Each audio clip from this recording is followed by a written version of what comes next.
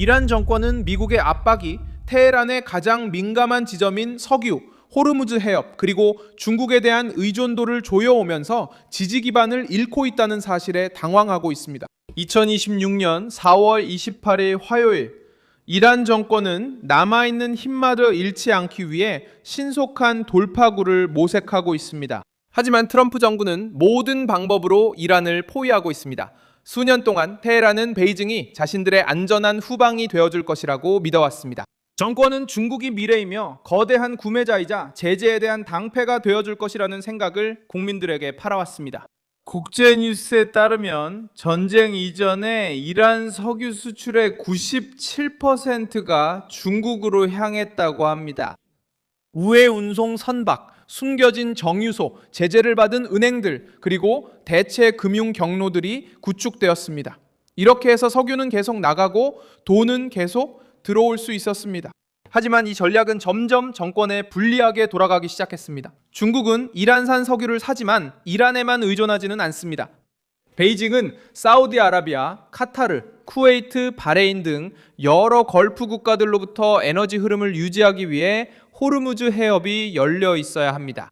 그래서 시진핑은 호르무즈 해협을 통한 선박 통행이 보장되어야 한다고 주장했습니다. 이는 지역과 국제사회의 이익에 부합한다고 밝혔습니다. 테헤란에게는 이는 강한 메시지였습니다. 중국은 아야톨라들이 만든 영구적인 위기가 아니라 안정을 원합니다. 여기서 고립이 두드러집니다.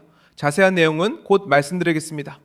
계속 정확한 정보를 원하시면 채널을 구독하세요. 실시간 정보, 지금까지 본 적 없는 최고의 저널리즘 퀄리티로 전해드립니다. 신뢰의 기준 밀손 알비스입니다. 이란은 호르무즈 해협을 세계를 압박하는 지렛대로 사용하려 했지만 결국 자국의 구매자들까지 압박하게 되었습니다. 선박들이 그 지역을 피하면 석유 가격이 오르고 가스가 더 비싸지며 플라스틱이 산업에 부담을 주고 운송업계가 충격을 받으며 중국은 손실을 계산하게 됩니다. 베이징은 워싱턴을 공개적으로 비판할 수 있지만 이란 정권을 돕기 위해 자국 경제를 위험에 빠뜨리려 하지는 않습니다. 압박은 이미 중국 경제에 도달했습니다. 최근 보도에 따르면 자동차 판매가 감소하고 공장들은 생산 속도를 줄이고 있으며 에너지와 플라스틱 관련 비용 상승으로 인해 장난감 공장들이 문을 닫고 있다고 합니다. 4월에 공개된 자료에 따르면 그달 첫 19일 동안 자동차 판매가 26% 감소했고 첫 2주 동안 차량 생산이 27% 줄었습니다. 이러한 데이터는 호르무즈 해협의 위기가 더 이상 먼 일이 아님을 보여주기 때문에 베이징의 정치적 계산을 바꿉니다. 테헤란에게도 이는 심각한 신호입니다. 중국 산업에 고통이 닿기 시작하면 베이징의 인내심도 줄어듭니다. 이란은 더 이상 위기를 전략적 승리로 포장할 수 없습니다. 호르무즈 해협이 불안정해지고 선박의 움직임이 줄어들며 에너지 가격이 오르면 이란 정권은 이전에 이란산 석유를 할인받아 사던 이들에게조차 문제로 인식되기 시작합니다. 동시에 미국은 이슬람 공화국의 가장 취약한 부분을 압박하고 있습니다. 워싱턴은 압박을 계속하고 있습니다. 이란과 연관된 선박들에 대해 백악관은 국가안보보좌관들과의 회의에서 이란의 새로운 제안을 검토했습니다. 하지만 핵심 요구사항은 변하지 않았다는 점을 분명히 했습니다. 이 제안은 압박의 강도를 보여줍니다. 엑시오스에 따르면 테헤란은 미국에 호르무즈 해협을 다시 열고 전쟁을 끝내자는 제안을 전달했지만 핵 협상은 나중으로 미루려고 했습니다. 이 계획은 파키스탄 중재자들이 전달한 것으로 보입니다. 이슬라마바드에서의 대화에서 나온 것입니다. 하지만 이 제안에는 워싱턴에게 명백한 문제가 있습니다. 만약 미국이 지금 봉쇄를 해제하고 핵 합의 없이 전쟁을 끝낸다면 테헤란은 숨통이 트이고 경제적으로 회복하며 이후 협상을 위해 가장 위험한 카드를 계속 쥐고 있게 됩니다. 정권은 먼저 봉쇄 문제를 해결하고 싶어 합니다. 고통이 즉각적이기 때문입니다. 반면 워싱턴은 이 고통을 이용해 더 큰 양보를 얻어내고자 합니다. 압박은 이란 석유의 물류에도 영향을 미치고 있습니다.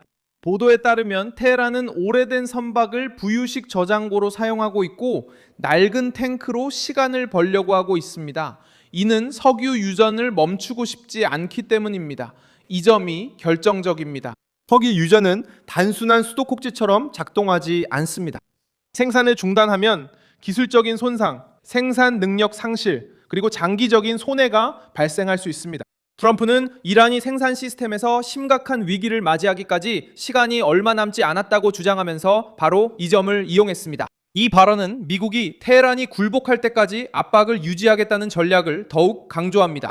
선박도 없고 저장 공간도 없으며 석유가 묶여있는 상황에서 정권은 돈과 시간 그리고 행동의 여유를 잃게 됩니다. 시장 역시 불안하게 반응합니다. 이란이 호르무즈 해협을 재개방하겠다는 제안을 한 이후에도 석유 가격은 올랐습니다. 이는 투자자들이 그 제안을 즉각적인 해결책으로 보지 않았다는 것을 보여줍니다. 반대로 시장은 여전히 위험과 불확실성, 그리고 테헤란이 미국의 요구를 실제로 받아들일 의지가 있는지에 대한 의문이 남아있다고 이해했습니다. 외교 분야에서 그 정권은 여러 출로를 찾으려고 시도하고 있습니다. 파키스탄에서 대화를 시도하고 오만을 찾으며 중국과의 관계를 유지하려 하고 여전히 국제적인 지지가 있음을 보여주려고 합니다. 하지만 이런 움직임은 힘이 아닌 약함을 보여줍니다. 자신 있는 쪽이라면 지금 호르무즈 해협을 열고 핵 문제는 나중에 논의하자고 제안하지 않습니다. 이슬람 혁명 수비대도 역시 드러나게 됩니다. 수년 동안 이 부대는 숨겨진 경제 네트워크, 제재를 받은 무역, 우회 경로, 그리고 전략적 부문에 대한 영향력을 통해 힘의 일부를 쌓아왔습니다. 이제 이 구조는 직접적인 충격에 직면해 있습니다. 석유가 나가지 않으면 돈이 들어오지 않습니다. 중국이 물러서면 할인 혜택도 가치가 없어집니다. 호르무즈 해협이 모두의 문제라면 이란은 불편한 파트너가 아닌 세계적 위험 요소가 됩니다. 지지 상실이 모두가 공개적으로 테헤란을 버렸다는 뜻은 아닙니다. 중국과 러시아는 여전히 미국을 비판하고 외교를 언급하고 있습니다. 하지만 진정한 지지는 비용으로 판단됩니다. 지금 이 순간 누구도 이란 긴장 고조에 큰 대가를 치르길 원하지 않습니다. 베이징은 자유로운 통행만 원합니다. 모스크바는 이란 당국자들을 맞이할 수 있지만 중국 시장을 대체할 수는 없습니다. 걸프 국가들 또한 이 정권이 중요한 항로를 협박의 도구로 바꾸는 것을 원하지 않습니다. 미국에게는 지금이 전략적 우위의 순간입니다. 워싱턴은 핵 문제를 해결하지 않고 단지 정권의 숨통만 틔워주는 성급한 제안을 받아들일 필요가 없습니다. 백악관은 테헤란이 사안을 분리해서 다루기 원한다는 것을 알고 있습니다. 먼저 봉쇄를 완화하고 그 다음에 우라늄 문제를 논의하려는 것이죠. 하지만 바로 그것이 위험입니다. 강력한 양보 없이 봉쇄가 먼저 해제되면 정권은 경제 재정비 시간을 벌고 압박이 줄어든 상태에서 협상 테이블로 돌아올 수 있습니다. 테헤란의 공황은 이런 조합에서 비롯됩니다. 중국은 안정을 원하고 시장은 안전을 원합니다.